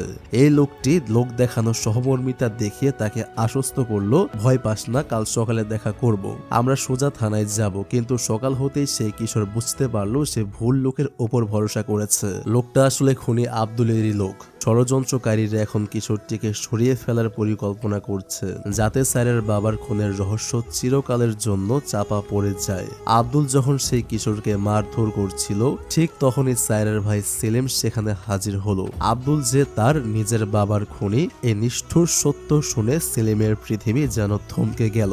যে বন্ধুকে সে এতদিন ভাইয়ের মতো বিশ্বাস করেছে, সেই বন্ধুকে সে দেখলো তার বাবার রক্তে রঞ্জিত হতে। গ্রামবাসীর সহযোগিতায় পুলিশ আব্দুলকে গ্রেফতার করে নিয়ে গেল। ন্যায়ের জয় হলো বটে, কিন্তু সেলিমের মন ভেঙে চুরমার হয়ে গেল বিশ্বাসঘাতকতার যন্ত্রণায়। এদিকে হসপিটালের ঘটনার প্রবাহে ইয়াসমিনের কানে চলে এলো সাবু ও সায়রার সেই গোপন কথোপকথন। সাবু সায়রাকে ভালোবাসে এবং তাকে এই নরক থেকে বের করে আনতে চায়। এই কথা শুনে ইয়াসমিন স্তম্ভিত। সে সাবুকে ডেকে কড়া গলায় শাসালো, সাবু তুই যা করছিস তা মোটেও ঠিক নয়। সায়রা এখন বিবাহিত, নসিবের স্ত্রী, তুই ওর দিকে তাকানোর অধিকারটা রাখিস না। কিন্তু সাবু পিছু হটার পাত্র নয়। সে তার মায়ের সামনে দাঁড়িয়ে অনুনয় করলো, মা তুমি তো দেখেছো সায়রার উপর দিয়ে কি ঝড় বয়ে গেছে। নসিবের সাথে তার জীবন মানেই এক অভিশপ্ত পথ। তুমি চাইলে ওকে বাঁচাতে পারো। যদি নসিব ওকে তালাক দেয়, তবে আমি ওকে নতুন জীবন দিতে প্রস্তুত। এটা সায়রার জীবন বাঁচানোর শেষ সুযোগ। ছেলের চোখে জল আর সায়রার প্রতি তার গভীর মমত্ববোধ দেখে ইয়াসমিনের পাথর হৃদয়েও ঢেউ খেলল। সে নিজেও তো সায়রার জন্য একসময় লড়েছিল। সে সিদ্ধান্ত নিল তাকে আরো একবার নসিবের দরজায় যেতে হবে। ইয়াসমিন সোজা নসিবের বাড়িতে গিয়ে হাজির হলো। নসিব আর শাহানা তখনও আব্দুলের গ্রেপ্তার হওয়ার রেশ কাটিয়ে উঠতে পারেনি। ইয়াসমিন সরাসরি কথা বলল, নসিব আমি সায়রার জীবন নিয়ে অনেক ভেবেছি। মেয়েটা তোর ঘরে শুধু যন্ত্রণাই পেয়েছে। এখন আমার ছেলে সাবু ওকে বিয়ে করতে চায়। আমি সায়রার হাত আমার ছেলের জন্য চাইছি, তুই ওকে মুক্তি দিয়ে দে। ইয়াসমিনের প্রস্তাব শুনে নসিব যেন আগুনের মতো জ্বলে উঠল। সে চিৎকার করে বলল, ইয়াসমিন আপা, আপনার প্রতি আমার সম্মান আছে বলেই চুপ আছি। আমার স্ত্রীকে অন্যের কাছে বিয়ে দেওয়ার কথা ভাবার সাহস হলো কি করে আপনার? এই মুহূর্তে আমার বাড়ি থেকে বের হয়ে যান, নইলে আপনার বিরুদ্ধে আমি গ্রাম্য পঞ্চায়েতে বিচার দিব। নসিবের ক্রোধে ইয়াসমিনকে অপমানিত হয়ে ফিরতে হলো আবার, কিন্তু তার প্রভাব পড়ল সায়রার উপর। নসিব রাতভর সায়রাকে নানা প্রশ্নবাণে জর্জরিত করতে লাগলো। কি এমন সম্পর্ক তোদের? আমার সংসার থাকতে তোরা বিয়ে করার স্বপ্ন দেখছিস? সায়রার চোখের জল ফেলে সে বারবার বলছে যে সাবু কেবল তার ছোটবেলার বন্ধু, কিন্তু নসিবের সন্দেহ এখন হিংস্রতায় রূপ নিয়েছে। এদিকে ইয়াসমিন বুঝতে পারলো পরিস্থিতি হাতের বাইরে চলে গেছে। সে তড়িঘড়ি করে সাবুকে জোর করে শহরে পাঠিয়ে দিল। সাবু, তুই এখানে থাকলে গ্রামের মানুষ তোকে জ্যান্ত পুড়িয়ে মারবে। তুই চলে যা, আমি এদের সামলে নেব। সাবু মায়ের কসম খেয়ে কাঁদতে কাঁদতে শহর চলে গেল। পরদিন নসিব সায়রার ভাই সেলিমকে এই কথাগুলো বলে দিল। সেলিম রাগে অন্ধ হয়ে সোজা ইয়াসমিনের বাড়ি গিয়ে হাজির হলো। সেলিম পৌঁছা মাত্রই ইয়াসমিনের বাড়ির দরজা বাইরের দিক থেকে বন্ধ হয়ে গেল। ভেতরে কি ঘটছে তা কেউ জানে না, কিন্তু বাইরে গ্রামে জোটে গেছে যে ইয়াসমিন মেয়েদের চরিত্র নষ্ট করছে এবং তাকে গ্রাম ছাড়া করতে হবে। শহর থেকে সাবু বারবার মায়ের নাম্বারে ফোন দিচ্ছে, কিন্তু ইয়াসমিনের ফোন বন্ধ। এক অস্থিরতা ও অনিশ্চয়তার সাথে সাবুর প্রাণ ছটফট করছে। সে শাহানাকে ফোন করে মিনতি করছে, শাহানা আপা, মা কেন ফোন ধরছে না? ওখানে কি ঘটছে প্লিজ আমাকে বলুন। শাহানা সাবুকে আশ্বস্ত করলো যে ইয়াসমিন ঠিক আছে, কিন্তু সাবুর মনে কু ডাকছিল। সাবুর বাবা খবর পেয়ে ক্ষিপ্ত হয়ে উঠলেন, তোরা মা ছেলে মিলে এক সাজানো সংসারটা ধ্বংস করলি? গ্রামের মোড়লা পর্যন্ত আমাকে ধিক্কার জানাচ্ছে। এদিকে সায়রার জীবন তখন এক অনিশ্চিত মোড়ে। শাহানা যে এতদিন সায়রাকে শত্রু মনে করত, সে নিজে আজ সায়রাকে সাহায্য করতে এগিয়ে এলো। নসিব যখন গভীর ঘুমে অচেতন, শাহানা তখন সায়রার হাতে ফোন তুলে দিল। সায়রা কাঁপা কাঁপা হাতে সাবুকে কল করলো, সাবু আমাকে বাঁচাও, আমি আর পারছি না, আমি তোমার কাছে আসবো। সাবু তার বন্ধুকে নিয়ে তৈরি ছিল। রাতের অন্ধকারে সায়রা ঘর থেকে বেরিয়ে এলো এবং সাবুর হাত ধরে অজানার উদ্দেশ্যে পাড়ি দিল। পরদিন সকালে ঘুম ভাঙতে নসিবের পৃথিবী উলটপালট হয়ে গেল। সায়রা নেই। সে পাগল হয়ে গ্রামের পথে ঘাটে চিৎকার করে সায়রাকে খুঁজতে লাগলো। সারা গ্রামে জানাজানি হয়ে গেল যে নসিবের স্ত্রী নিখোঁজ। এদিকে শাহানার মনে শান্তি নেই। এত দিনেও ইয়াসমিনের সাথে যোগাযোগ করতে না পারে সে অস্থির হয়ে উঠল। নসিবের চোখ এড়িয়ে সে চুপি চুপি ইয়াসমিনের বাড়ির দিকে রওনা হলো। বাড়ির গেটে পৌঁছে দেখলো তালা ঝুলছে, কিন্তু চাবিটা ঠিক দরজার পাশেই রাখা। শাহানা বুক দুরু দুরু করে তালাটা খুললো। ভেতরে ঢুকতেই তার গলার স্বর আটকে গেল। সামনে পড়ে আছে ইয়াসমিনের নিথর দেহ। অকাল মৃত্যুতে সবকিছু স্তব্ধ হয়ে গেছে। শাহানা আর্তনাদ করে মেঝেতে আছড়ে পড়ল। তার সব ভুল, সব অভিমান যেন মুহূর্তের মধ্যে ধুলোয় মিশে গেল। যে ইয়াসমিন একসময় গ্রাম জুড়ে আলো ছড়িয়েছিল, আজ সেই ঘর অন্ধকারে ডুবে আছে। সায়রা আর সাবু তখন অনেক দূরে শহরের পথে। তারা জানতেই পারল না যে তাদের ভালোবাসার জন্য মায়ের পরম আশ্রয়টি চিরতরে হারিয়ে গেছে। ইয়াসমিনের মৃত্যু কোনো দুর্ঘটনা ছিল না, এটি ছিল সেলিমের ঠান্ডা মাথার খুন। শাহানা সত্যটা জানলেও ভয়ে জমে গিয়েছিল। সে জানে এই খবর প্রকাশ হলে সেলিম আর নসিবের হাত থেকে কেউই বাঁচবে না। তাই সে মিথ্যে করে সাবুকে আশ্বস্ত করলো যে তার মা সুস্থ আছে, শুধু আত্মগোপন করে আছে। এদিকে সাবু ও সায়রা যখন শহর থেকে পালিয়ে ফেরার পথে, তখন নসিব আর সেলিম তাদের উপর চড়াও হয়। সাবু ও সায়রাকে তারা অপহরণ করে নিয়ে গিয়ে আলাদা আলাদা জায়গায় বন্দী করে রাখে। এই সংকটময় মুহূর্তে সাবুর সৎমা, যিনি পেশায় একজন আইনজীবী, নিজের বুদ্ধিমত্তা আর সাহসের পরিচয় দিলেন। তিনি বুঝতে পারলেন আইনি পথে এদের বাঁচানো অসম্ভব। তাই তিনি গ্রামবাসী ও সাধারণ মানুষের শক্তির ওপর ভরসা করলেন। তিনি পুরো গ্রামের মানুষকে ডেকে জড়ো করলেন। এক মায়ের আর্তনাদ সেদিন পাথরের মতো গ্রামবাসীর মনেও দাগ কেটে গেল। উনি কান্না ভেজে কণ্ঠে বললেন, আজ আমার ছেলের উপর এই জুলুম হচ্ছে, কাল আপনাদের ছেলের উপরও হতে পারে। এই অবিচারের বিরুদ্ধে রুখে না দাঁড়ালে আমাদের সমাজ ধ্বংস হয়ে যাবে। আমি একজন মা হিসেবে আপনাদের কাছে সাহায্য চাইছি। গ্রামের মানুষ সেদিন দ্বিধা ভুলে একজোট হলো। এক বিশাল মিছিল নিয়ে তারা নসিবের ডেরার দিকে ধেয়ে গেল। এই প্রবল জনস্রোতের সামনে নসিব আর সেলিম টিকতে পারল না। জনতার চাপে তারা কোণঠাসা হয়ে পড়ল। সাবুর মা বীর দপে বন্দিশালা ভেঙে সাবুকে উদ্ধার করলেন। সাবু তখন মারের চোটে ক্ষত বিক্ষত এবং সংজ্ঞাহীন প্রায়। তাকে দ্রুত চিকিৎসার জন্য সরিয়ে নেওয়া হলো। কিছুক্ষণ পর নসিব সায়রাকে বন্দিশালা থেকে টেনে হিচড়ে বের করলো। আজ গ্রামের সবার সামনে তাকে শাস্তি দেওয়া হবে, এটাই নসিবের সিদ্ধান্ত। কিন্তু সায়রা আজ ভয়হীন। নসিবের চোখের দিকে তাকিয়ে সে বজ্র কঠিন স্বরে বলল, সবার সামনে মারবি? তার চেয়ে এখানেই শেষ করে দে। আমি কি বেঁচে আছি? তুই যখন আমাকে বিয়ে করলি আমার ইচ্ছার বিরুদ্ধে, সেদিন থেকেই তো আমি ধুকে ধুকে মরছি। শাহানা এলো, তুই তাকেও বিয়ে করলি, এখন আবার আমাকে তোর প্রয়োজন? তুই কেবল নিজের স্বার্থটাই চিনিস। তুই একটা স্বার্থপর। সায়রা থামলো না। সে গ্রামের এই পুরুষতান্ত্রিক সমাজের অন্ধকার মুখটা উন্মোচন করে দিল। সায়রা আরো বলল, তুই পুরুষ, তোর সব চলে। তুই ছোট মেয়েকে বিয়ে করিস, মানুষ তোর পাশে থাকে। আর আমি যদি নিজের পছন্দে একটু বাঁচার স্বপ্ন দেখি, তবেই পুরো গ্রাম আমার বিপক্ষে। তুই কি একবারও ভেবে দেখেছিস আমার কি প্রয়োজন ছিল? তোর কাছে আমি কি মানুষ ছিলাম নাকি একটা পুতুল? তুই যেভাবে ইচ্ছা সেভাবেই ব্যবহার করবি। সায়রার এই অমোঘ সত্য নসিবের অহংকারের যেন কুঠারাঘাত করলো। সে সায়রার চোখে নিজের কুৎসিত চেহারাটা দেখতে পেল।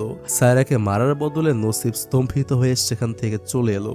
বাড়িতে ফিরতেই শাহানার মেয়ে নসিবের সামনে দাঁড়িয়ে ঘৃণায় থুতু ছিটিয়ে বলল, আমি তোমাকে বাবা মেনেছিলাম কারণ আমি ভেবেছিলাম তুমি আমার আসল বাবার চেয়ে আলাদা, কিন্তু আজ দেখছি তুমিও তাদের মতোই নির্দয়, অত্যাচারী। তুমি কি জানো তোমার পাপের সীমা কতদূর? তোমার ঘরে ইয়াসমিন খালামনির লাশ পড়ছে, আর তুমি এখানে ন্যায় বিচার করছো? শাহানার মেয়ের এই কথার পর নসিবের মাথায় আকাশ ভেঙে পড়ার উপক্রম। নিজের মেয়ের ঘৃণা আর ইয়াসমিনের অকাল মৃত্যু সব মিলিয়ে নসিবের চোখ খুলে গেল।